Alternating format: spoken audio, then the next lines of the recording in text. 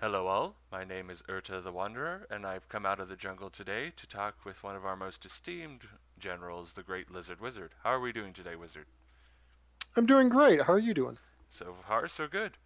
Well, we recently got ourselves a new General's Handbook, and this has the potential to change a lot of what we do before we ever get a chance to do it. What are your initial thoughts on the book? As a whole, I really like this General's Handbook. Um, this, the General's Handbook 2020, I would say, in terms of game impact, is about as important as like the first General's Handbook in terms of what it's changed with the game. Mm-hmm. Um, it's Better than the added, last one?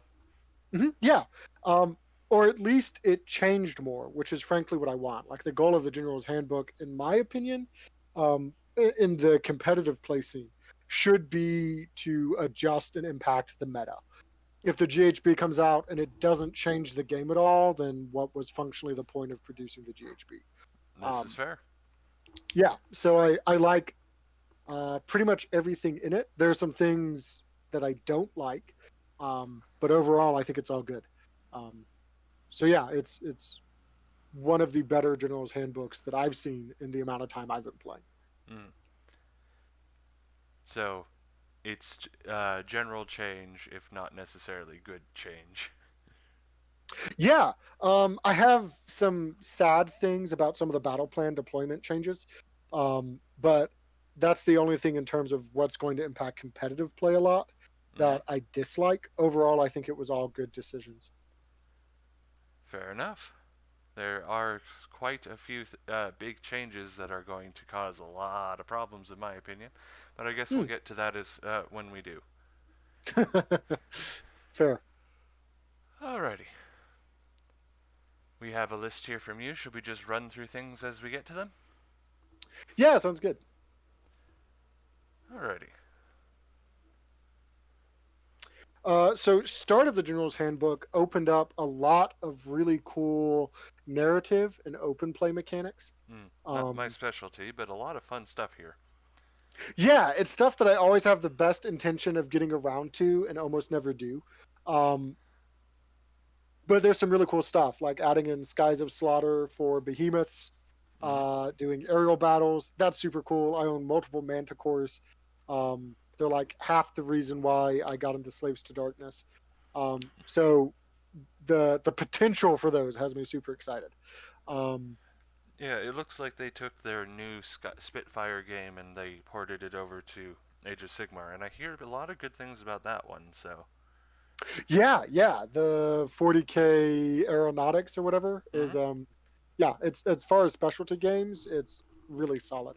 I don't play it, but I watch people play it, and I know a couple really avid collectors of it at the moment.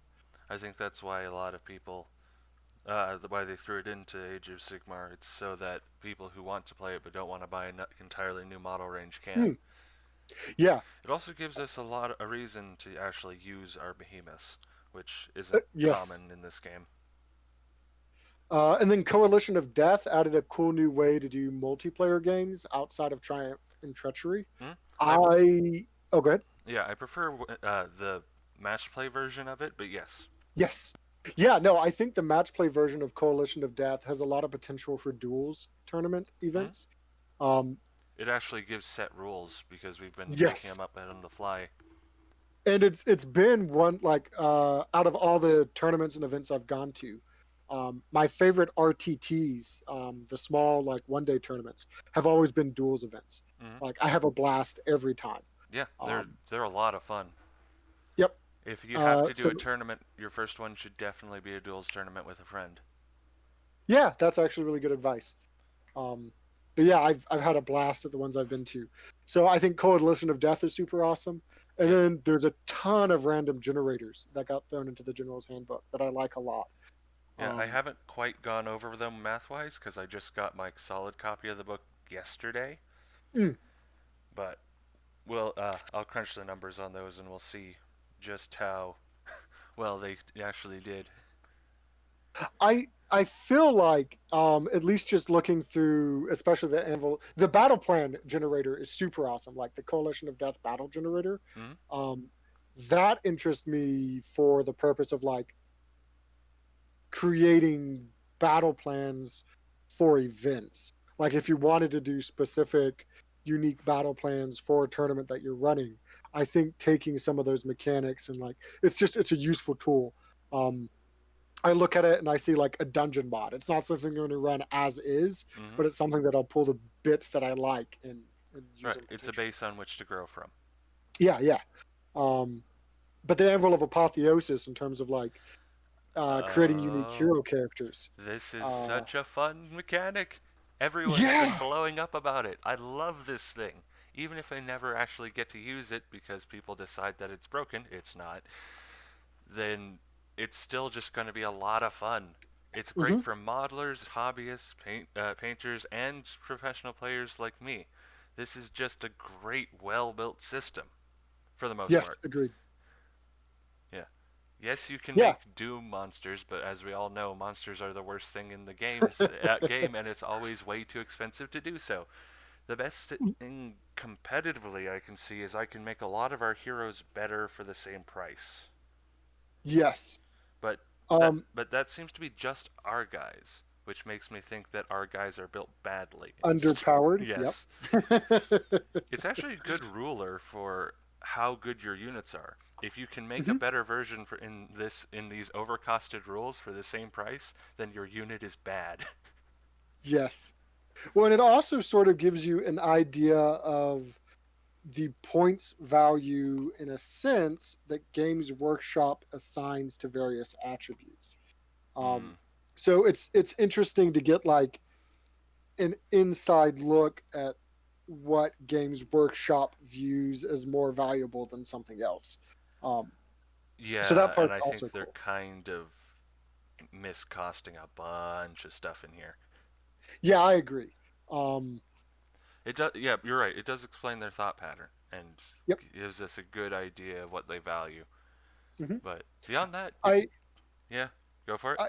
I think like looking through the list in terms of like trying to extrapolate, I think Games Workshop is still a bit in the headspace of like Hero Hammer, where like why do I care about attacks on my hero? Like that's not why I'm taking a foot hero. Um, Yeah, that tends to be how you come or you do this one, right? yeah, exactly. Uh, so like I don't know. I thought it was really cool to get a bit of an inside glimpse into what Games Workshop like maybe an idea of how they're pointing stuff out. Mm. Yep. But some armies it doesn't affect at all. Other Hmm. armies, like ogres especially, it's a huge boon being able to give them a +1 to save or +1 to hit without Yeah, yeah. rolling an 8 Well, you no longer have to. Oh, yeah, yeah, for the. for Mhm, their spells. Yeah. yeah. I was gonna say you no longer have to roll for your big name, and then I realized what you Yeah, were talking they've about. got great buffs that they can never use because their buffs are so expensive. Well, I mean, you're always going to be by your cauldron for a +1, right? Like every wizard will be by Yeah. that. Uh, uh, but yeah, yeah. it's going to help bad armies, while good armies are going to look at it and say, wow, that's expensive. Yep. Yeah, and specifically, it's going to help bad heroes. Yeah. Yeah, like I can make a better version of our Old Blood on foot for 90 points. I think I know, I right? think GW screwed up somewhere along the line. Yeah, and that's kind of why I don't expect tournaments at all to allow any Anvil of Apotheosis kind of things going Which on. would be a shame. Yeah. Because why would you ever take an old blood when, like you said, you can make a better Well, one like I for said, it only affects people who have badly pointed guys. Like Yeah, yeah. for cities, this book is useless. Hmm. There's everything in this book can be done better in cities, and they don't even have the best stuff out there. Same Yeah. same with Zinch. Same Yep. with like so many others. Like the only two that I think it really helps is ogres and us as far as making cheap heroes. Yeah. Yeah, because I think there's some death stuff that can be useful. Like death doesn't really have like what a white king does. He's kind of bad at. So like making something that can do that but better. Like fair, there's but some armies that can yeah, benefit from it. But but yeah, Legion of overall, Nagash is also a struggling army. yes. And we'll definitely get to points changes at some point. Mm. But I feel like for the most part, point changes all went in the right direction. Yep. Do you want to touch on those real quick? I mean, most of our audience won't get it because we're talking about non-Seraphon and we haven't changed yet. But Yeah, I'd say there's and let's see if I can remember them. But when I was going through it, there seemed like three major benefactors of the point changes. The first one is Stormcast Eternals, thank which does goodness. impact us because they are a potential ally. Yep. Um, everything, like almost everything for Stormcast Eternals got cheaper. Battalions doesn't really matter for us. Almost all their heroes, pretty much all their units. Like anything cavalry or elite, like their various paladins, they got cheaper. Some of them 30 or more points cheaper. Um, Liberators got cheaper, yeah, Liberators got 10 points cheaper. Like a bunch of things. Their whole army pretty much got cheaper. Everblaze Comet didn't get cheaper. which is a Uh, shame. That's one of the main reasons we take them.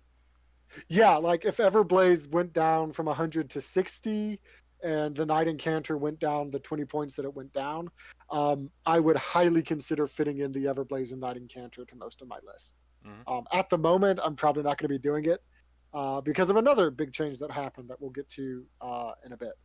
Um, but then Chaos in general got point buffs. Beast of Chaos was one of the armies that got a bunch of point changes. Um, Which, yeah, the yeah. poor guys. Hedonites least- of Slanesh got changes sort of in both directions. Contorted Epitome went up 10 points. Which so is that fair. you It was can't. probably the best thing in the entire list. Yeah, and now you can't ally in two of them into pretty much every Chaos army. And allies changed.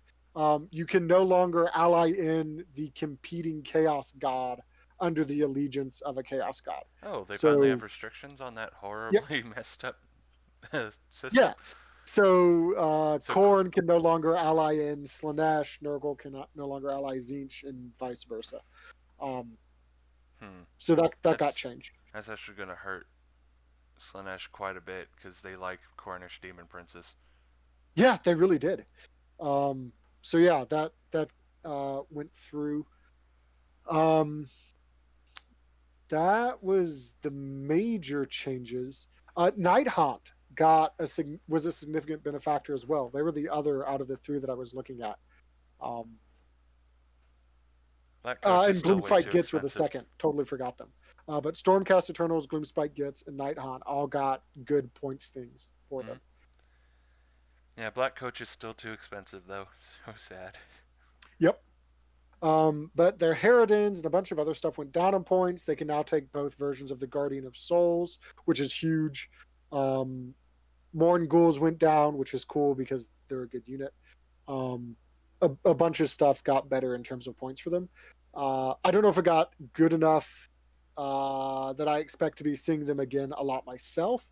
I think that they're One too of the much of best, a pachinko machine for that. yeah, one of the best players in the North America region, though, lives in my area and used to play Night Haunt a lot. So I wouldn't be surprised if he might pick him back up. Like if I'm going to see any player that's really scary playing Night Haunt, I'm anticipating it would be him. Yeah, let's see. They did. I think. Let's see. They didn't seem to touch most of their heroes though. Nope, they pretty much all got left the same. That's a shame. Gloomspite Gits, like everything Trog, got cheaper, which is nice, except Which. for the Dankhold Trog, which why would you take that instead of the boss anyways? Mm-hmm. And the boss got 50 points cheaper, so now Which is really, good. why would you They ever take needed it. it?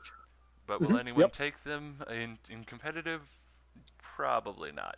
So I actually want the only GT I got to go to at the start of this year back in January, Mm-hmm. I watched a fair like he's competitive, but he's not like focused on competition. He just wants to win when he's playing, and he plays trolls. And Oh. he almost beat one of the best players in the world who was playing Osaric Bone Reapers with his troll army. Um, Oh, that doesn't surprise me much. Part of it was They've because I got gave great him the rend. advice of like, in order for you to win, you have to get incredibly lucky. So play like lightning's going to strike. And And he then he did, got lucky. and it did, and then he almost won. Like the It's a game dice game. literally came down to a dice roll off. Yeah, so I think trolls don't get the respect they deserve, but they are definitely they're B tier. Like there's no disillusion that they're Mm. A tier or S tier. I think that Um, they get the respect they deserve, especially amongst competitive players who mm, realize that they're solid but too expensive. It's just yep, everyone else who uses them once get crushed and then shelve them forever. that's true. Yeah, so no one's really perfecting them.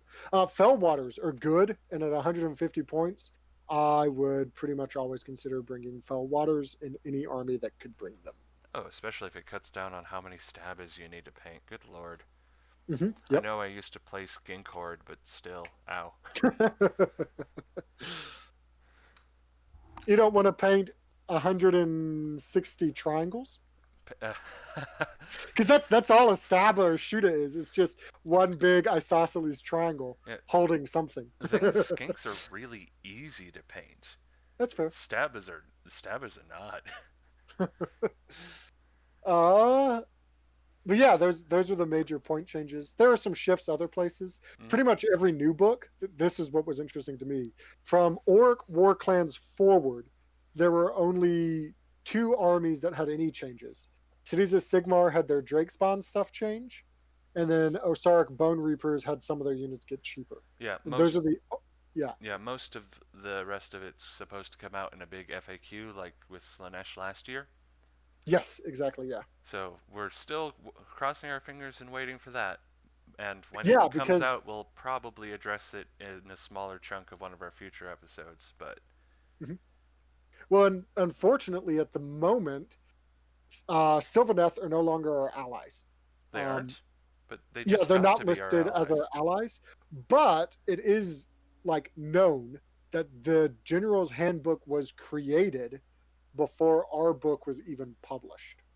Right. Um, So that's probably like going to be in the FAQ because that would be retarded. yes, and there are some things from this General's Handbook that I've known about for the better part of 7 months that were going to be in it, because I know some people who know people. Um, yeah, so like that checks out with everything that I know. Like I'm not surprised that Sylvaneth weren't listed as our allies because I don't think Sylvaneth were our allies by the time this book was written. I don't think they gave our book much thought until like a month beforehand. But That's fair, yeah. huh. But yeah, that was pretty much the match play point changes. Nothing super shocking. Some armies got buffs that needed them, but nothing in terms of point play that I think is going to shake up the meta. Most of the meta changes I think are going to come from elsewhere. Mm. And there will definitely be a lot of meta changes coming up. Mhm. Let's see. We went over custom heroes. Krogar will live again. We were talking about the coalition rules. Mhm. And while I'm much more focused on the match play version because I play match play, if anyone Mhm. has a chance to play narrative, we are horrifyingly powerful in narrative Oh yeah, yeah. because Sure. all of the fun stuff costs CP and we generate so much CP. Yeah, yeah. No, for narrative, there might not be really a better army. Um, All right. like we're Every yeah, turn you get to fantastic. assassinate an enemy hero. Yeah, yeah. uh, yeah. Mhm. Hmm. But yeah, should be should be exciting. Let's see Mhm. what's next. The other match play things, the composition. There's been one change to it for army building.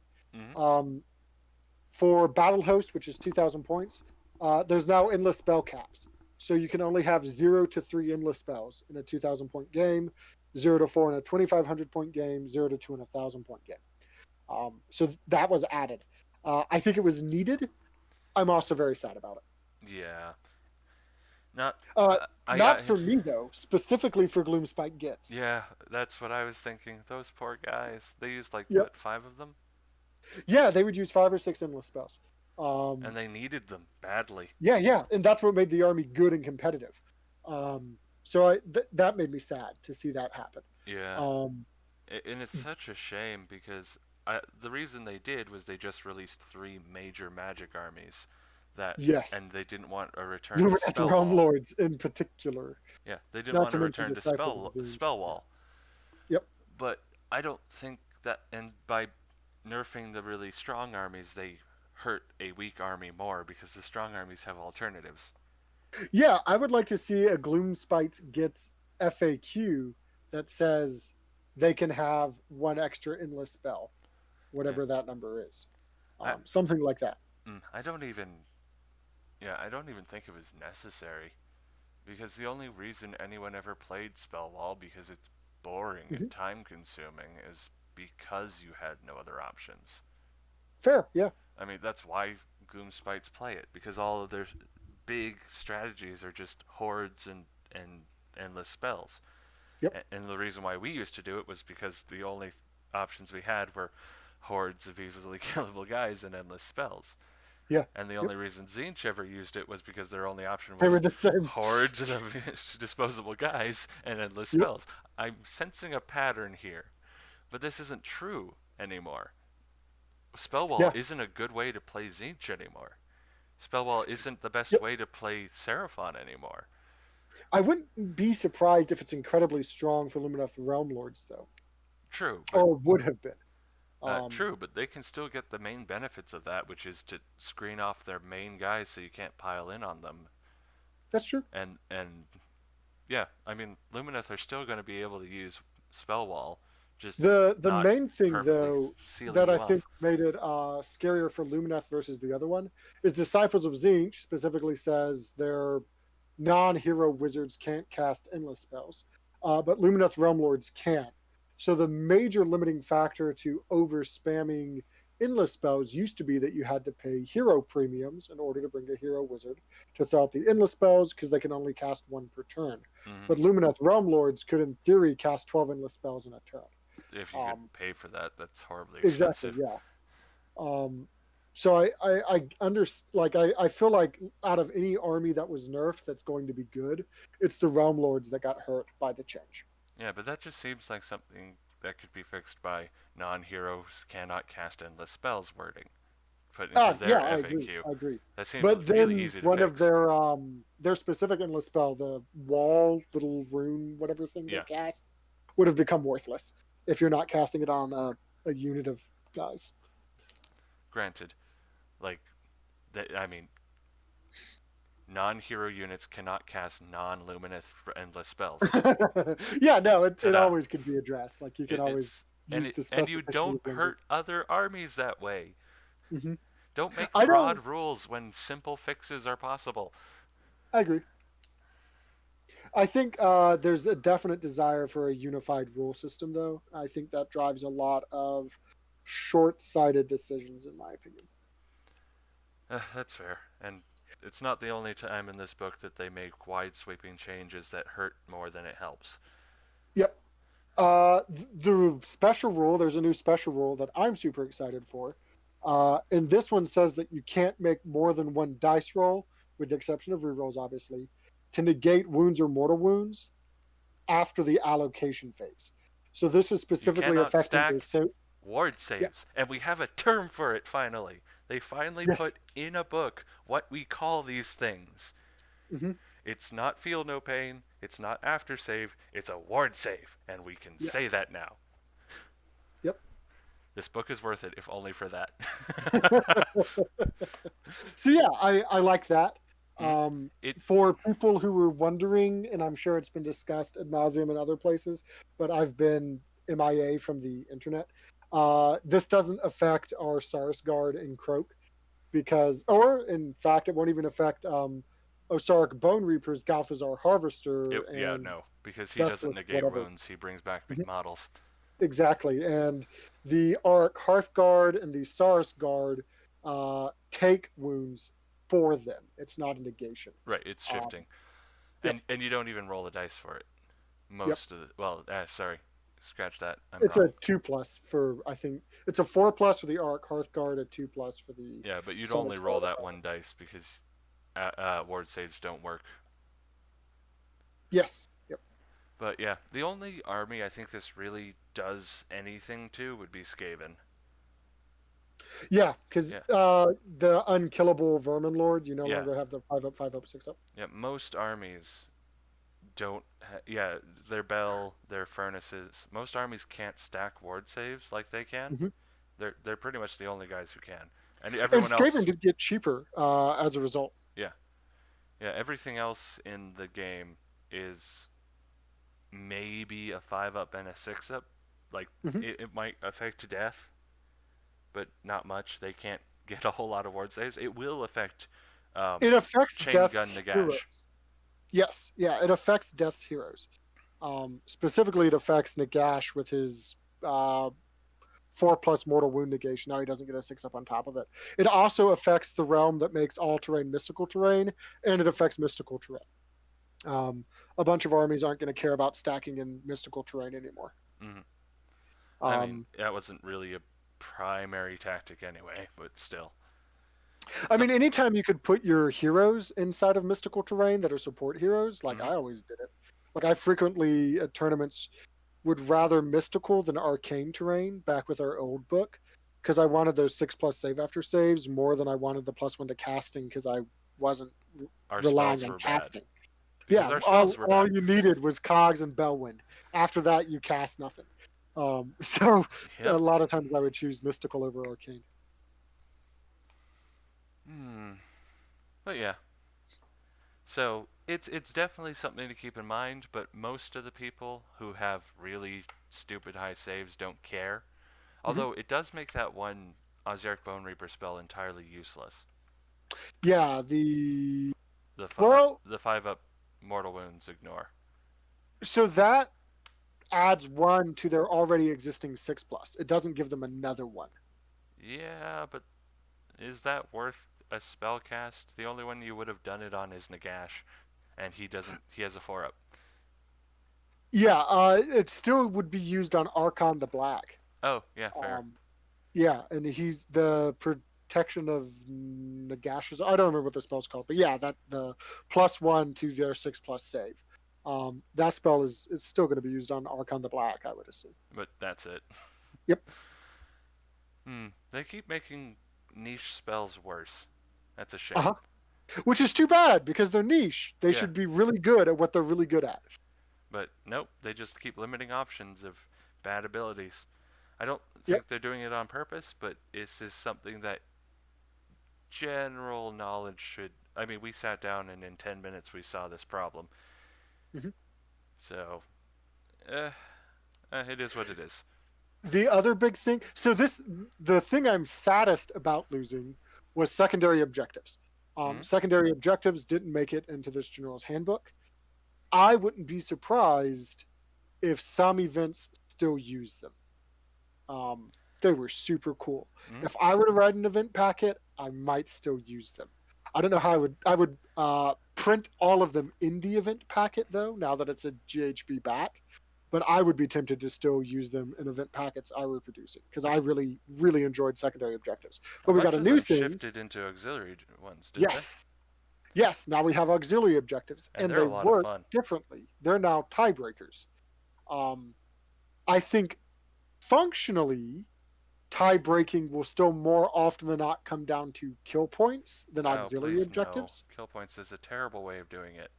Yep. But auxiliary objectives are all easy enough to complete, and there's enough of them that pretty much any army can choose the auxiliary objective they need to complete it. What I would like to see from events related to auxiliary objectives is something similar to what I used to see for secondary objectives, where they say you cannot pick the same auxiliary objective more than once in a battle, and you have to choose your list of 10 before as part of list building. Like that's what I would like to see out of That seems fair. event packets, because they used to do the same with secondary objectives, except auxiliary objectives you pick 2 in your battle. Um, Secondary objectives you only picked 1. For 5-round events, most packets I saw would have you pick 6, and then you would have to use 5 of them. You could never repeat which one you used. So it gave a bit of flexibility, but you were still restricted. I would like to see something very much like that for auxiliary objectives. Um, because otherwise I think you're just going to see people picking the same two that are easiest for their army to do every time. That seems Um, fair. yeah, and I would like to see people maybe like, okay, this is my second game, and I know I lost my first game, so I should have an easier. This will probably be the easiest opponent I play against in this event. So I'm going to choose the hardest to complete ones on my list and get them out of the way. That kind of a thing. Like I'd like to see more of a future planning for how people are choosing their auxiliary objectives versus just it's always the same ones. Yep. But it's a fun system that I think is going to see a lot of play. You're right. It might just evolve down to kill points, which is a shame. But Yep. I do like that you picked two of them though, mm, and I like that there's a bit of a back and forth. So I would say the main thing that uh, this battle tome added, even in terms of how it changed some of the two new battle plans that it added, and the way it changed by adding auxiliary objectives, and the way it changed for terrain setup. All of those things added a give and take. Like you get some control, your opponent gets some control. For auxiliary objectives, you declare your objectives, and then a lot of them have your opponent pick something of it. Like you can choose the assassinate, mm, and then they choose the hero you have to kill. which You means can OBR choose just chooses Nagash. exactly, yeah. So I like that there's a bit of back and forth, and it's not always a direct mapping. Like you have to have a deeper understanding of the game to choose the right one. Mm. But you So mentioned I like terrain, and that changed up quite a bit. Except it didn't. Except it did. that. Yeah. So terrain is always like good for terrain rules because it helps like just going to your local game store and playing someone. It has no functional effect on me because I mostly play in tournament, Mm. and that's all done by TOs and other things. But I really like the way it did this terrain, and I would potentially even ask my opponent, especially to those games when we get there early, if they want to rebuild the table using these rules. So the rules I think are really cool. Both players roll off. The person who wins the roll off decides if they want to be player A or player B. Player A Player, sets up the table uh with all huh, the terrain, and then they yep, randomly generate what the terrain is, and then yep, player B just picks what side they play on. yeah. They choose their deployment. Like that's great. I love it. It Speeds things up. it is great. It actually helps our realm engine a bit because you can really heavily side one of the tables and play mind games with your opponent. Yeah. Well, and the having it split that way for the most part is going to result in a player building as fair a possible a table as they can because Mm-hmm. they know they don't get to pick which side they have. Either that or Like, something really, really gimmicky and annoying. I saw online just making a line down the middle to force hordes to go through the choke points. yeah, or like if you're Night Hunt, building a wall out of terrain because you have fly for your whole army. Right. But frankly, Night Hunt could use it anyway, so I don't know True. that that True. bothers me. Also, it doesn't bother me because Starborn has loads of space and time. True. Um, But yeah, but yeah, from there's from what you told me before the show, the range to objective points doesn't affect our faction terrain because faction terrain is an allegiance ability, which supersedes General's Handbook until otherwise noted. yeah, so there's a bit of confusion on how it could work because there's strong arguments for both sides. One argument being that the General's Handbook comes out to change rules, so the rules changes in it change rules. Pretty straightforward argument. Yep. The other is that in the core rule book, it specifically says that allegiance abilities and other army specific rules from battle tomes supersede general rules. Uh, so yeah, it might be done differently at any given tournament, Mm-hmm. especially handling a pre-built table. How we're going to set up like a Realm Shaper engine or the Necropolis whatever thing from OBR. Um, those those will be handled on a tournament by tournament basis. Right. Um, So so it ultimately, we doesn't don't impact it. know. Again, waiting for an FAQ as Yep. per normal, but I'm really hoping we can put it really close. Yep. And I will say our Realm Shaper engine got better in general because territories for battle plans got more conducive to placing it. So that alone made the Realm Shaper engine a bit better. Yeah, there's a lot less less nomad's terrain now. Mhm. Yep. And a lot less really, really weird deployments where it's like, particularly Battle for the Past changed its deployment. So it no longer has those two long isosceles triangles on opposite ends of the table. Those Um, are always a pain in the butt to figure out. yep. So just some things like that changed. Uh, Uh, the scenery rules table didn't change at all. It's still table one, table two. What did change was the wording on commanding, which is to say that they wrote it incorrectly and now it's not a rule. Um, oh no. because they left out some words. Uh, but it's intended to work exactly like it did. So the scenery table Uh, is the same. how how how do you mess up a copy paste job? I'm not sure what happened. And maybe it was always this poorly written and I never noticed it. But commanding now says at the start of your hero phase, if you're general, there should be a comma here because this should be an internal clause within the sentence, but it's not there. And no enemy general is within 1 inch of any commanding terrain feature. Add one to the number of command points you receive that hero phase. So now it does nothing because they left out a comma. Oh Um, no. but that's obviously just a mistake. And it's supposed to be if your general is within 1 inch of terrain feature that has commanding, and there's not an enemy general that's also within 1 inch of it, then you get one extra command point that hero phase. That's what it does. It's just not what it says it does. Ah well. Word So lawyering that at its finest. yep.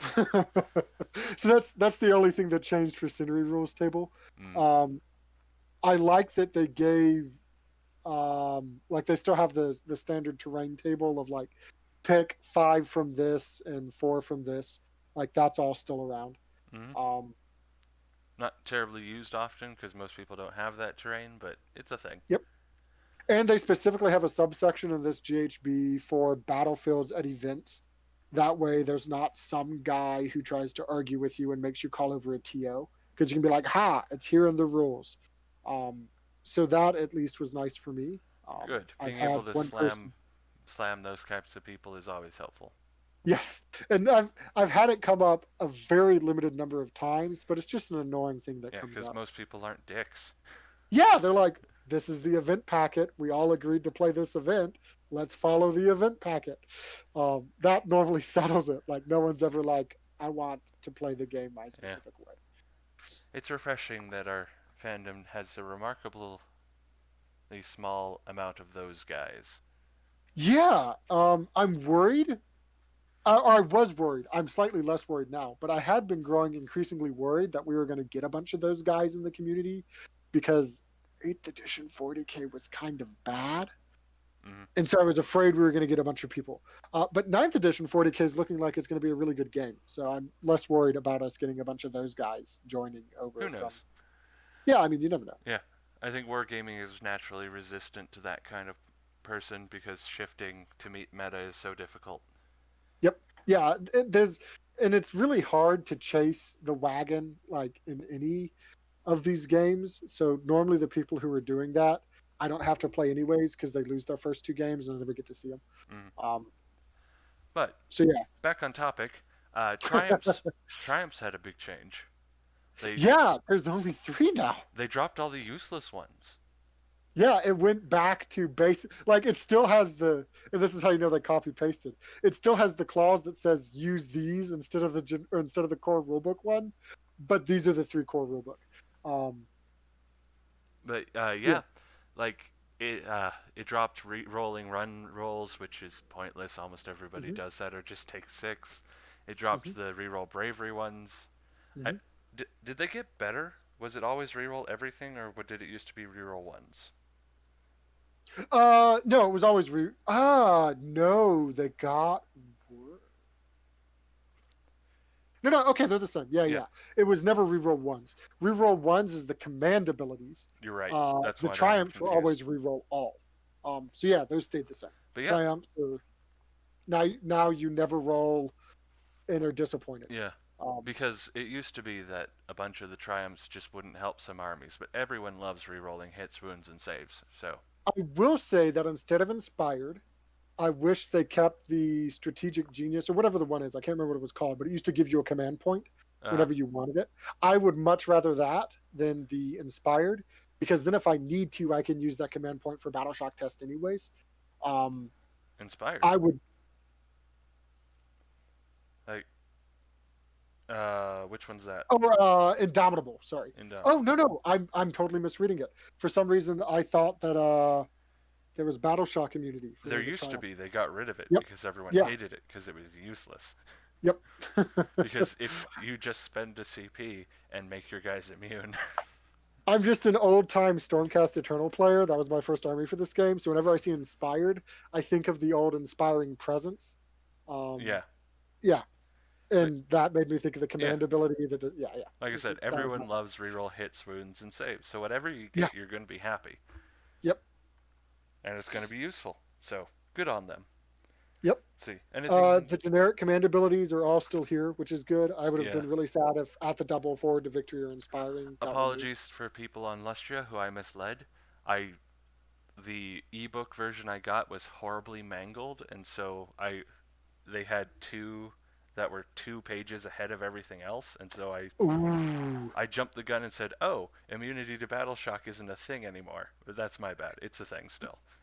I actually wouldn't have been sad to see that. Well, the Skaven side of me would have been. Yeah, nobody would have But in been sad to general, see I it would have go. been happy to see. Oh, Well, it would have made OBR that much better. right, I talked to, uh, everyone I talked to about it before I realized my mistake is all awesome. This is a perfect change. Yes, and so, hey GW, this might be something you want to change. Your entire audience thinks it's a good idea. uh, I think that's most of the generic things. Mm? What's left is battle plans and And realms realms of of battle. battle. The battle plans, the objectives, none of them changed. Yeah, The deployment zones changed. Even the point scoring, I'm pretty sure didn't change. Like the same objective that used to be worth X number of points, it's still worth X number of points. yeah. Um, Which is a shame. The last General's Handbook made me kind of mad that they made everything so uniform. I liked the mhm, ones that let behemoths claim territory and only behemoths, yes. or the ones that Uh, it was just priests. Well, my not just favorite, priests, but still. my favorite change is Battle for the Past because now I don't have to measure those stupid triangles. Hmm. Um, so that's easily my favorite. My least favorite was the change to Scorched Earth. I think Scorched Earth should have stayed uh, long end or shortened to shortened for territories Yeah, this instead is of going to plus. be really hard to zone people out, which is what you have to do on Scorched Earth. Yeah, it took Scorched Earth, which forced people to have a contingency plan if they're playing a Death Star army that has to stay clustered together. And now they don't have to do that anymore because they Well, can just swing forward and then go across. yeah, they also can't do that because the Death Star can't defend this, so they have to just beat you to the objectives, Yeah, and hope they roll higher than you do, which is a yeah, shame. yeah. I agree. So that the Scorched Earth made me sad. I liked the old deployment a lot better. Um, And all the others, total commitment's still a thing. Gosh darn it, GW. I'm okay with that staying. Um, I'm I like that people have to have different plans You for like playing. that they can take away half your allegiance abilities and just say screw you? Because that's what it feels like to all the people that are affected by total commitment. Yeah, I mean, I used to play the old Dracothian's Tell and pay 500 points in battalions between the three battalions that I took, and I never lost that battle plan. Um, Even not getting to use the whole thing I paid for. I think it's good for tournaments to be able to have things like that. Um, like I don't Okay. know, maybe I was the exception, You're but definitely the exception from what I I can tell. always won total commitment, even when I was playing old Dracothian's Tell, where that was the whole shtick of the army. Mm. Like if you only know one way to play your army, I think that's bad. I think there I needs don't to think be it's that things in it's the the only middle. way you know to play. I think it's that you have this tool that your army Mhm. is balanced around, and it's one of your main assets, this especially affects Stormcast. Like, it really affects Stormcast. And Yes, taking it and away, Nighthawk. and yeah, Stormcast and Nighthaunt, two already bad armies. Hmm. It, Also affect Beast of Chaos with their Brayherd stuff. oh, wait a minute. We keep mentioning bad armies that are unduly affected by this battle plan. Yep. It Hmm. also really hurt our Shadow Strike Starhost and Dracothian's Tell, which is the thing I was playing. Yep. But like, I don't know. I, at least as someone who played like a I just don't one think drop it's a good tempo idea to control game. punish one army and not the other, is the thing. And it always tends to punish one army for just being a army, which Yeah, is but why I I think mean, it's a bad thing. I so don't. do the Realmscape rules, right? Hmm? Like all terrain being overgrown, that's Yes, just and like we're an getting FU there. to I'm not a yeah. fan of the realm rules. I I see. I like them as a tournament player. I like that there are ways for tournament organizers to give advantages and disadvantages to different armies at different stages of the tournament. But that just Um, sounds like punishing a person for playing what they like, which is never a good I mean, idea in a game. I guess, but that's entirely what GW does with battle tomes. Like, if you're not playing one of the top five armies, then you're punished at tournament for not playing one of Yes, the top and five that's why armies. everyone hates it. We don't like this. That's not a good argument because everyone thinks that's bad.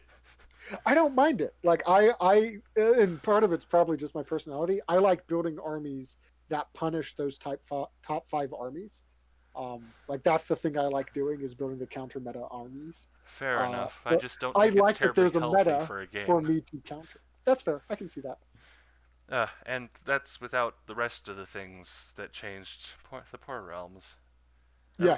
I mean, they're mandatory now, so yay. Hmm.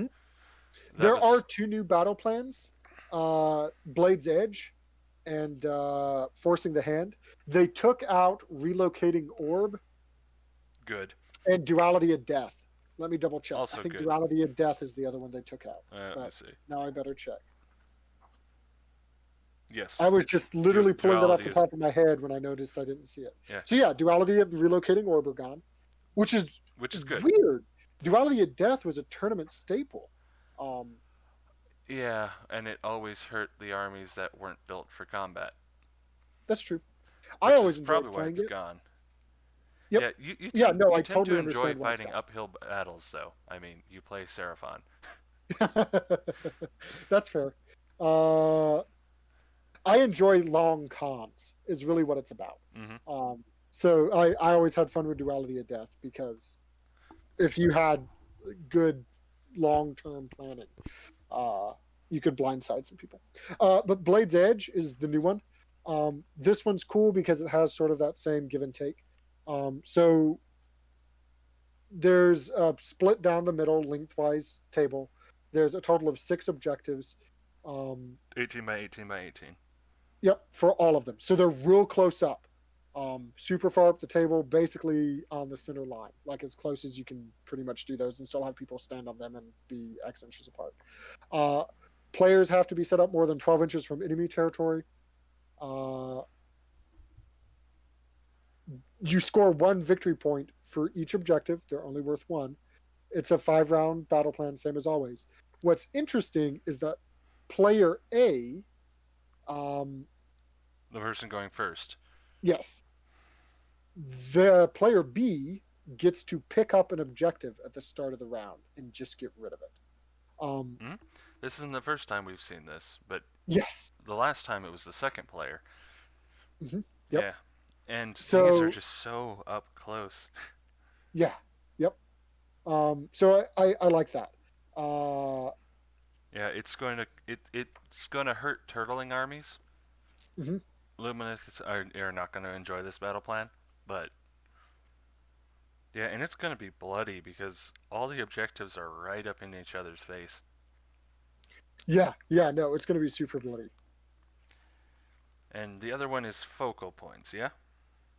No, focal points had been around. It's forcing the hand. Forcing the hand. Forcing the hand is new. This one has a zigzag. So basically, if you cut the table into 6 squares, there's 2 L shapes. One entire end zone plus a middle square, and that's split for each player. That's the deployment.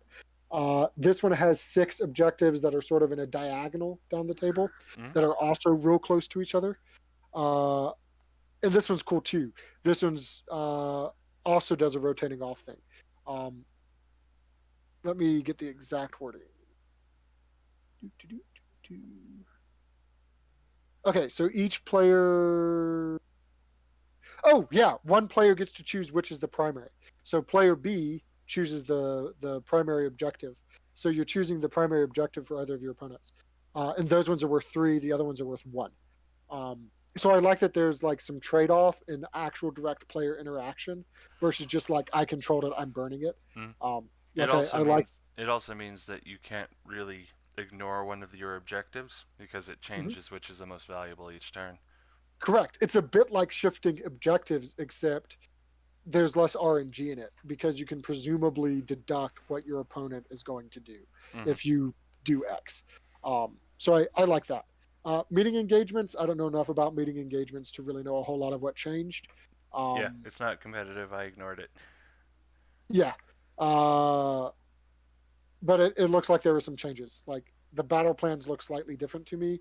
The deployment edges look slightly, different to me. But I honestly don't know for sure. All right. Last thing we've got to go over is the Realms of Battle rules. Yeah. So the biggest thing that happened with the new Realms rules is malign sorcery artifacts and spells gone. And that's such a shame. I have mixed feelings about it. So I kind of like it in that I hated always seeing the same artifacts all the time. That is the main reason they changed it, yep. I also think it was no longer needed. So my assumption, and maybe I'm wrong, but the designer insight that I had into why the malign sorcery artifacts existed was because there are a bunch of armies with outdated or non-existent battle tomes. Yep. And the malign sorcery artifacts were there so that you didn't just have to always use the hammer blade when you're playing Grand Allegiance Destruction. You didn't always take the Phoenix Stone when you're playing Grand Allegiance Order, yada, yada, yada. That's no longer needed. Like, no one's playing Grand Allegiance anymore for the most part. Right. There's battle tomes now that you play instead of playing that. Like, the only one using Grand Allegiance is, like, Greenskins, I think. And some dispossessed stuff. Which, by the way, a bunch of stuff that people were afraid of and thought had gone to the side and no longer existed, they got match play points. So, like, you can still play your Goblin Wolf Riders, you can still play your Greenskins. Right. Like, a bunch of those things that everyone thought went away because they left the web store, they actually did get updated with points. So they are still match play legal. And they're not even in the Legends section. So that was just good for me to see. That made me happy. But yeah. So yes, I don't feel like the malign sorcery artifacts are needed anymore. It's needed for those armies, and that's it, and no one's playing them anyways. Yeah, that would be the goal, but the problem with that is that a bunch of armies have terrible, terrible, terrible artifacts that no one cares about because they're so bad. For the most part, it's that the malign sorcery artifacts are just so much better. Like, I'm thinking through every battle tome that's come out since 2018, and I can't think of any of them that have garbage artifacts. Sea Elves. Ideneth? Yes. No, they've got the Midnight Ink Jar thing. Name a second one. That's the only one I see, and then it was always like Scales of Ignax. You don't say. But that was just because they needed Scales of Ignax in order to keep the other thing alive if they were bringing another thing. But like, as long as you've got one good artifact. Beastclaw Raiders are general ones, not so much our faction ones. Beastclaw Raiders actually has really good artifacts. It has one really good one. But I don't know. I think all the Ogre Maul tribes, like, now I gotta grab my Ogre Maul tribes book. Give me a second. It's right beside me. This is a debate that we need to have sometime. Yeah. But traits. Yeah, like, all the Butcher artifacts are solid, except the Endless Spell ones. Forget that. I actually really like the Vambrace of Pistols. Like, I don't know. Really? I think there's plenty of That's artifacts. a meme. Yeah, but I like it. like 6 pistol. Like there's just some stuff you can Yeah, do with it with liking 6 pistol something and root. something Yeah, being good is not the same thing. I mean, I don't think it's bad. Like Okay, going from 2 attacks to 6 attacks is good. Um, but yeah, yeah, I don't know. but that's not my only problem with the whole artifact change. The main problem I have is that monsters are going to disappear entirely Yeah, because Ethereal Amulet's gone. because Ethereal Amulet's gone. That was the only thing supporting a very laggy behemoth anything in this thing. I don't think it's going to affect Ogre Maw tribes that much because No, you didn't like the 6 because you Stonehorn can make army a is still new good. ogre hero that's also ethereal, and it doesn't change the points because they Yeah, are yeah. sad already. Manticores, I still think are very takeable. You don't need the Ethereal Amulet to make them work. Uh, I don't know. At least,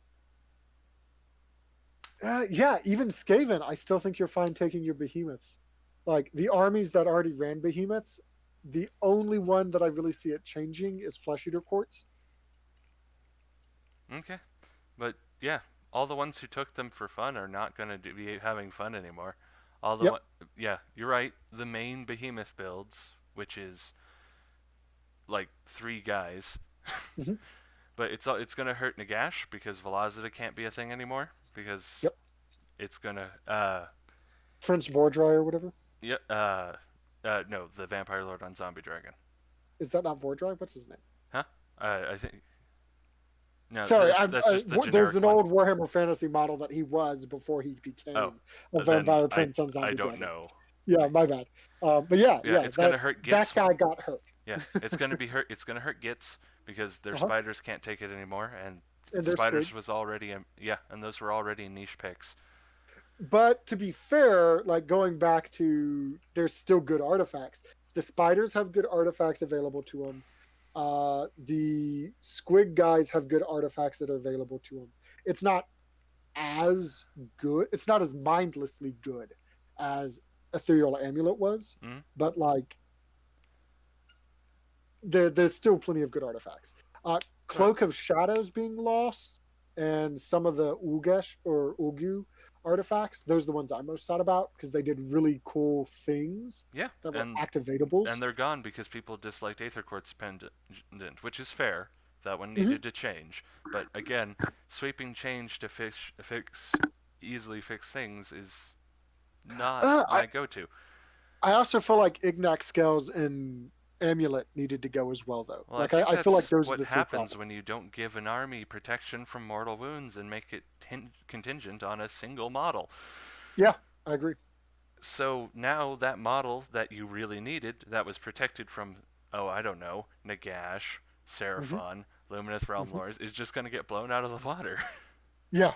Well, and it's ironically a throughput buff to Ideneth Deepkin because now their ills are better at killing those targets they need to Granted, kill. granted, but I don't know. It seems like they took away a tool that everyone needed. I would have rather seen a larger, different list Yes, I agree. than the Because list disappear. all of these that they replace them with are useless. Yeah, for the most part. two two However, two of man, they are terrible. leaving the list unaltered as it was, I think I would honestly prefer this between the two. Just I because I would have I preferred was, them to fix Aether Quartz, oh, and same, that's absolutely. it. That's the only real problem they had. Like Ethereal was only taken by people who liked monsters but couldn't play them because monsters are Hmm. bad. Hmm. Ignax Scales was only taken because you left a key defensive tool out of the hands of so many people. Mm. Um, Gyre Strike was another one people bring up, but no one uses it because you want to keep your monsters alive. Yeah, you used it on like Spirit of Durthus and Dankhold Trog bosses, and that And was like it. Slunclaw back when you could buff him to high Yes. heavens. Yep. But yeah, that's not a thing anymore. Yep. Doppelganger's cloak used to be broken, and then they fixed it. Hey Yep. GW, you already did this right twice. Same for Lens of Refraction. Like I don't know if you were playing before Lens of Refraction got I FAQ'd, was not. but that stuff was crazy. It basically said you can't hurt me with spells. Um, Yeah, Like they'd already fixed a bunch of the problems. yeah, Is you my can fix these problems and then still allow the people who need these tools to use these tools. Yep. Yeah, I don't know. I think incandescent rage blade is still fine though. Like sixes do 2 hits instead of one. Like that's just That's perfectly fine, fine. but that's not something you're going to waste an artifact on. Yeah. Um, I It, do think most of the books have better generic artifacts. so, yeah, Um, some of them do. But, like Realm of Life just gives you a Phoenix Stone, uh, which the which, propensity that Phoenix Stone used to be picked at tells me it's a perfectly fine artifact. yep, it's a Um, shame the rest of Realm of Gyran's so crap. yep. Predator's Torque is also fine. Reroll charge rolls for the bearers. Like that's fine. That's basically saving you a command point Mm. that you don't have to spend. Um, The thing like is, again, if it's a monster, you don't want an offensive artifact on it. You want it to stay alive. And mhm. if it's a foot hero, you're not charging. Yeah, I mean, I can still see myself putting that artifact on like a Mega Boss Maw Crusher because it's a generally speaking Yeah, it's one already shot pretty, missile anyways. yeah, pretty tanky. Um, and they're tanky. Like But they can so, already get I don't within know. 3 inches, Yeah, they already move incredibly far. so they don't Um, need it. Yeah, but then you can comfortably spend all your command points doing extra movement because you know you don't have to save one for the inevitable two you're going to roll. Um, like I don't know, I can see myself using it. Uh, None of them are like you have to take this realm so that you can get this artifact, which I think is where it should be. your Um, army does have to originate from it, but it does not have to be where you're fighting. correct. Yeah, yeah. But yeah, it hmm, yeah, I like the other realmscapes though. Like I know you, when we were talking earlier, you didn't like that the all terrain features have X in addition, I but think I actually like it. I think it's very thematic, and as far as flavor goes, it's neat. I also think that it's just going to be annoying more than fun, That's fair.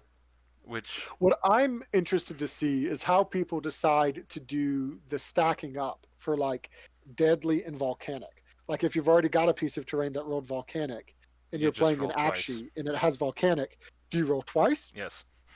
Do you roll once? Like that's what's going to be interesting because it's giving it a keyword. So Oh, I so can you see it being mean played either way. volcanic just stays volcanic? Yeah, it's volcanic. Check. Yeah, that's Uh, actually probably what it's going to end up as. so yeah, that'll be interesting. Um, but yeah, I like it. I like the command abilities for them. I think they're all things I can see myself using, but it's not something that I'm going to use always or have to use. I like the spells. The realm spells, I think overall kind of buffed Seraphon by I the mean, fact. by giving us spells, yeah. Yep, I think because they're I all good. I'm going to be honest. I think that a lot of these realms are going to be ignored entirely. Like Gyran is going to be ignored entirely because its realm command is terrible and its spell is almost as bad. Oh, the only reason the realm command is bad is because it's a spell. Because the spell is just as bad. Yeah. It just lets you do it again. Um, That and but healing terrain is terrible. So mm, it's also not awful though. Like there's some things where the number of models that charged can do impact wounds. So like throwing up Shield of Thorns and potentially taking down a Mighty Skull Crusher by having the spell up on two different units nearby. Like I don't know. I don't think it's. I think yeah, it's situational, but very much extra so. mortal wounds is extra mortal wounds. But I think that people are just going to take the realm that lets you teleport. Oh, the realms, at least for me, I'm totally expecting to have to play on all of them because most packets assign a realm to the battle plan. Mm. Um, so, Well, I'm that, taking rules as written where the person who goes first just picks one. yeah, that's true. I think people are pretty much always going to choose Ulgu, maybe Shaman, um, Hish. Hish, yep. Even Shyish, I can see people taking if they want to fuck with someone who's playing endless spells Mm. by giving all terrain nullifying. Uh, I don't know if that's actually going to help more than it hurts, especially for us. yeah, because it happens after setup. So And after at the end of the turn, so you can set up exactly, away from, move like say and then be Geminids able to right next recast to it it, for free. and Yeah. then drop it next to nullifying in order to pop it and cast it But again. you know what you can't do? What? Get Croak to a 2-up save on a Bellwind Vortex while in cover, because it will get rid of the Bellwind Vortex. Yeah, Um, fair enough. yeah, so I don't know.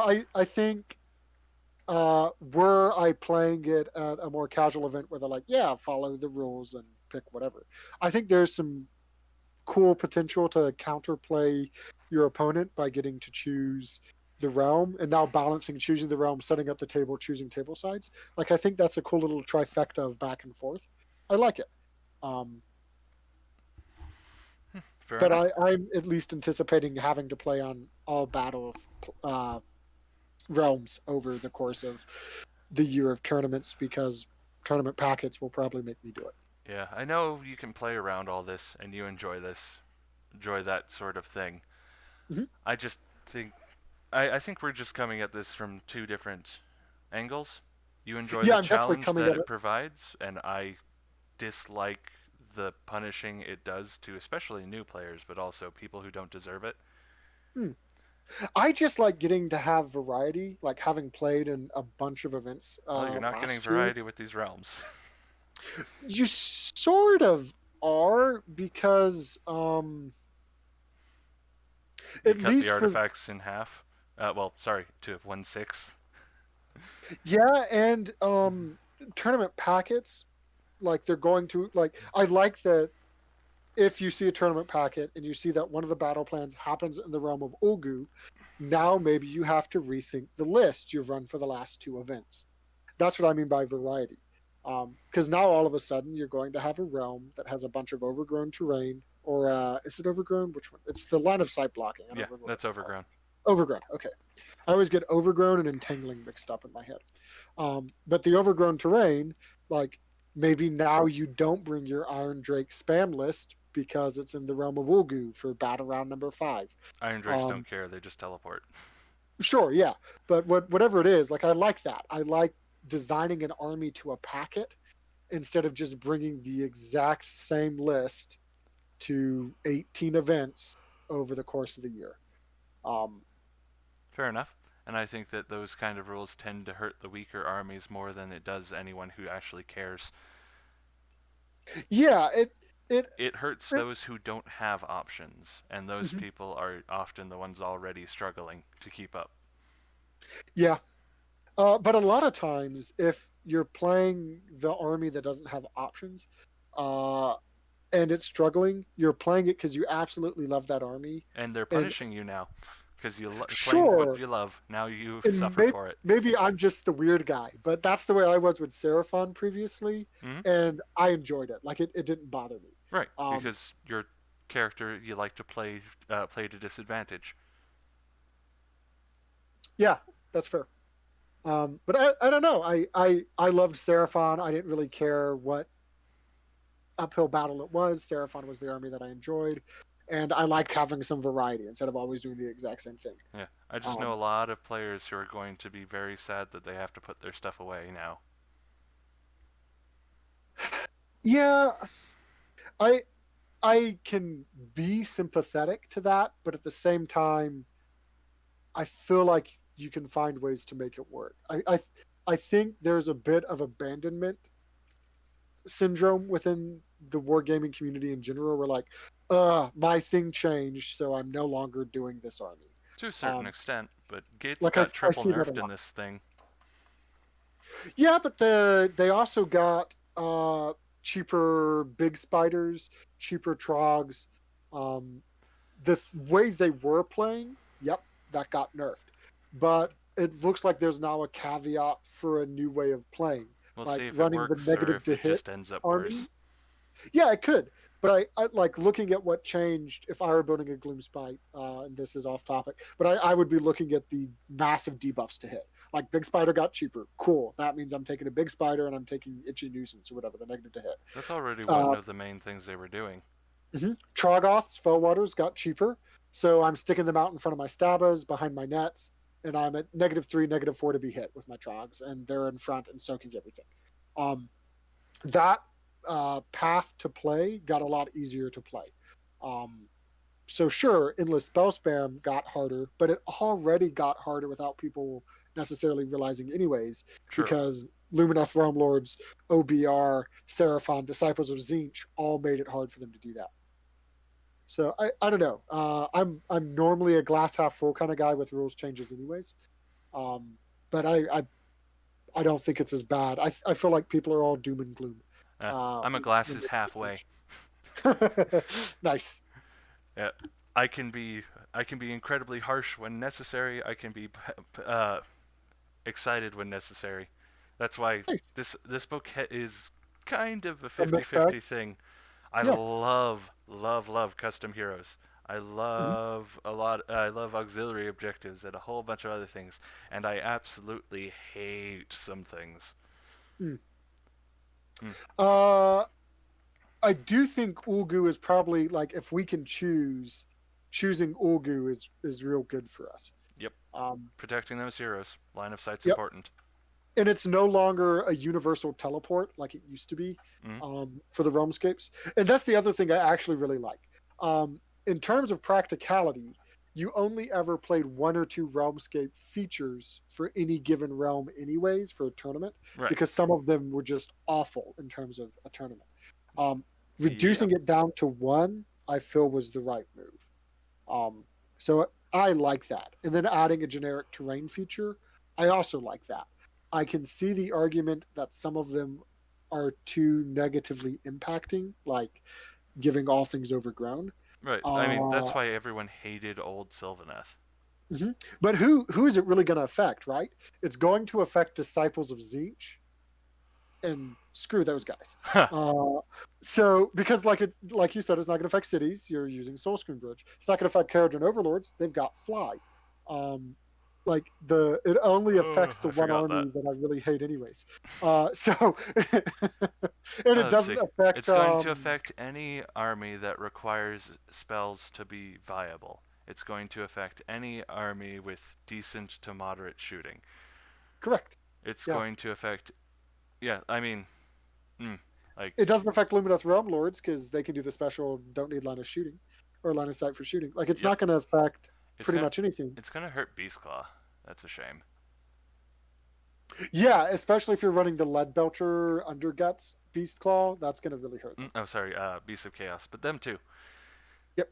because they already had a hard enough time getting their buff spells off, Yeah. Yep. and So now you those are the only definitely can't things stand that'll by that super hurt. cauldron. But at the same time, the command ability on me lets them choose a unit within 18 inches and teleport it to the same hero that was within 18 inches to select them. It's the Night And it has Hunt. to be wholly within six, more than nine. Yeah, it's Yeah, the Night it's Hunt not thing. recall. Um, it's pretty solid. Like that actually helps Ogre Maw tribes out a lot because now all of a sudden that super fast bullet of a behemoth you built uh, Oh can crap. bring backups. Uh huh. Yeah, I know, right? No, no, You not just that. realized orcs. Yes, I just realized orcs. Uh huh. Yep. They didn't need to be faster. Gosh darn it. So I actually kind of like, I don't know. It could just be because I spend way too much time looking at way too many armies. But I look at these realmscapes and I see pros and cons pretty much everywhere for all the armies, and I like that. I feel like being able to make the best and worst of situations as needed is useful. That's fair. It's a good thing. At least it's good practice. Uh huh. I'm just gonna be sad to watch thing options disappear. The one thing that I felt was a bit of a dirt in the wound for us was from the realm of Shaman, Plate of Perfect Protection. It's Yes. literally what all of our shields used to be. Yes. And I was operating under the assumption that they got rid of our shields because they didn't like the way the rule worked, Nope. They because it just was a don't. conditional rule. They just took it away from us, is what it is. Yeah. And it wasn't even all that terribly useful. Would have been You fine know, to keep it at on one warriors. point, our shields were great. Back when Rind 1 was like pretty much the only Rind anyone had access to on a regular basis. Mm. But now there's like Rind out the wazoo. There's either Uh, mass attacks or rend twos all over the yep, place. yep. But those shields against Hedonites of Slanesh for Demonettes, ugh, they used to be clutch.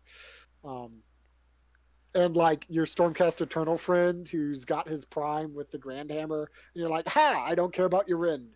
Like all that stuff, like it Mm. was never super useful against the people you needed it to Right. be, but I don't know, it still came up. It yeah. Nowadays, it's decent. It would have been decent enough Yeah. because almost everything has Rend 1, which Uh-huh. guy, dang it, it essentially just makes us just as defensible as we used to be, and we used to suck at defense. Yeah, I know. That's what I was really hoping. And in fact, what I actually wanted was reduce the Rend of weapons by one. Yes, that's Instead what of like everyone giving it wanted because it was yeah. so badly worded and it hurt us so bad. You Yep. either But had full Rend or honestly, nothing. I would rather the way it used to be than nothing. Like, granted, we got +1 to most of our saves. Which Uh, was desperately needed. but yeah, that we just need it. Like we're lizards. Like you can stab a Komodo dragon and it's probably not going to kill it. Um, yeah. But yeah, oh well, I'm still using Saurus. You can't stop me, GW. I know you hate us using them because you keep making it so hard, but darn it. So I don't know. Like maybe this is my own ego cycling or whatever. But I feel like part of the reason skinks are viewed better than Saurus is because you and I promote skinks a lot. Hmm? Like I'm sure there's a bit of a cycle, like a double off for that. Like Lustria in the old book was all like skink, skink, skink, skink, skinks, Yeah, and so people played skinks. well, And this book, it's still my largely the thoughts same. are as follows. Skinks are good because the subfactions that are good are skink Or based. skinks. Yep. Skinks are good because salamanders are good, and the buffs go to both of them. Yep. Which we are so hero dependent that Saurus, if you want to take salamanders, Sauruses are a net loss because you'd have to take different heroes. Mhm. Yeah. In fact, for the most part, if you want to put points into Saurus, you're better off putting points into Croxivore. Yes, which is what I do. Yep. But yeah, it it punish our book inherently punishes mixed lists, and the Hmm. powerful things don't mix with Saurus is the main thing. Actually, Yeah. nothing mixes with Saurus. Well, and I know this is the GHB topic, but in terms of mixed list for Seraphon, the two best sub factions for it are um, Dracothian's Tell Which is what I and use. Thunder Lizards. Thunder Lizards is actually a really good mixed list sub faction. Like you can bring your flyers, you can still bring skinks. Hmm? There's it's a really good mixed list platform if you want to go coalesced. Whereas DT is a really good mixed list platform if you want to go Starborn. Um, like I think we can do mixed list, It but we just is can't incredibly do harder. everything mixed list. Hmm? Um, But yeah, like it's a, that's the basic Saurus dichotomy. yeah, For something entirely off topic. yeah. But yeah. Yeah, I don't know. I like this General's Handbook. I think the points Mm. pretty much went in the right place. I don't think OBR needed any point decreases. Um, that's the only thing that really upset me. I Eh. think Night Haunt needed more. I think Legions of Nagash needed more. I think literally every Chaos army except Disciples of Zinch needed more buffs. Um, And like Zinch needs to get Maggotkin of hit again. Nurgle is, they feel real dated. Like they were Well, never of course they top do. tier when they came out, and they've only gotten worse. So like the points decreases, those are great. Would have loved to have seen more. Yep.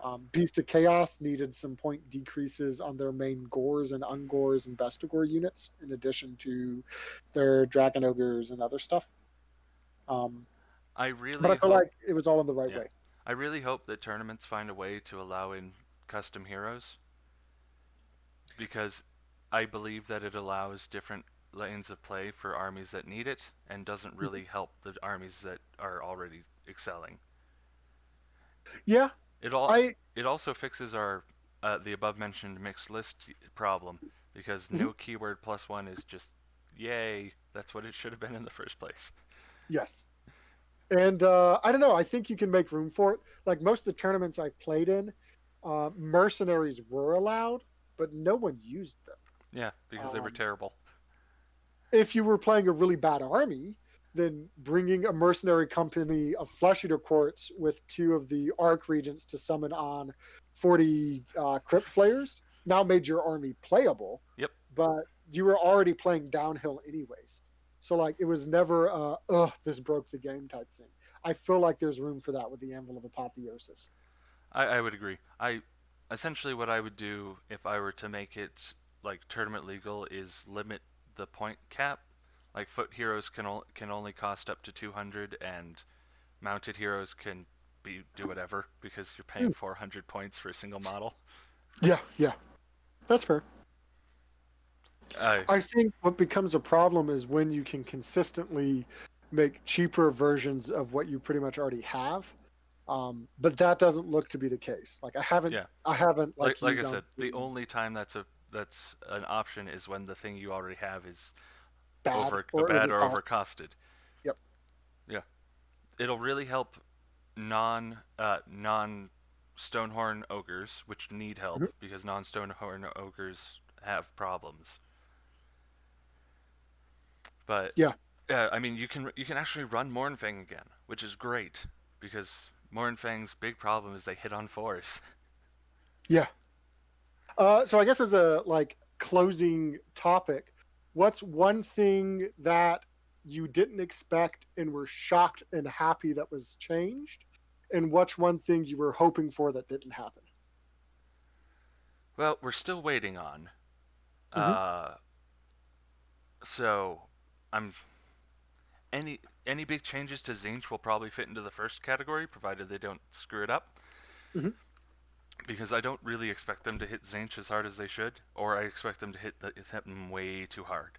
But what I didn't expect and what we got was the ability to run our named heroes again with the Anvil of Apotheosis, Yes. which I will not stop harping on how much I love this feature. It's an amazing feature. I love it. But Welcome back, Tic Tac Toe. Krogar, Gorak, Zaxlan. I've been helping people all week on Discord build custom heroes because everyone's just so excited for this. Oh, awesome! I'll have to check out the Discord. Oh yeah, like I've man, so much. But regardless, they keep yelling at me when I'm sleeping in order to help them out, and I love doing it. But if I don't answer immediately, guys, it's because I'm asleep.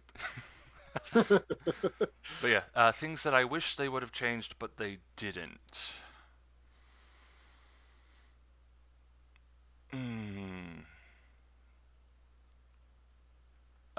Yeah. So far, not a whole.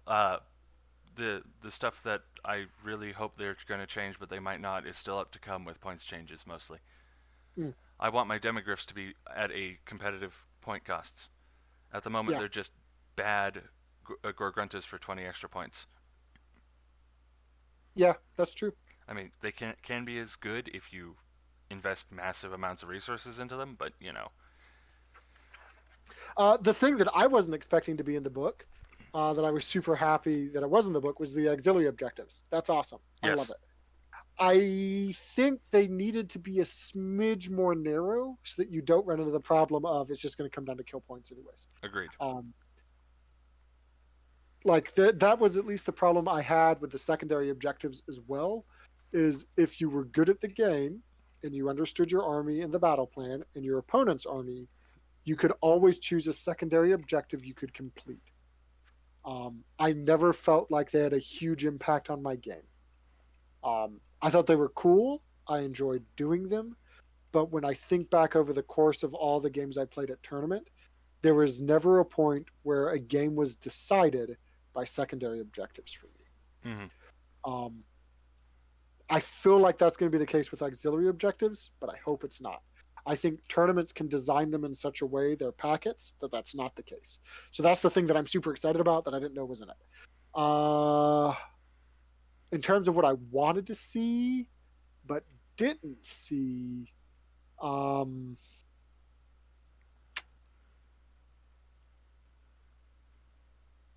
was point adjustments. It was definitely point adjustments. Yeah, like I said, we're still waiting. Although I might change my answer. I wanted to see a full written apology to Ripperdactyls, but didn't. But yeah, we'll see about points in the future. Slaves to Darkness, I feel like needed some point decreases.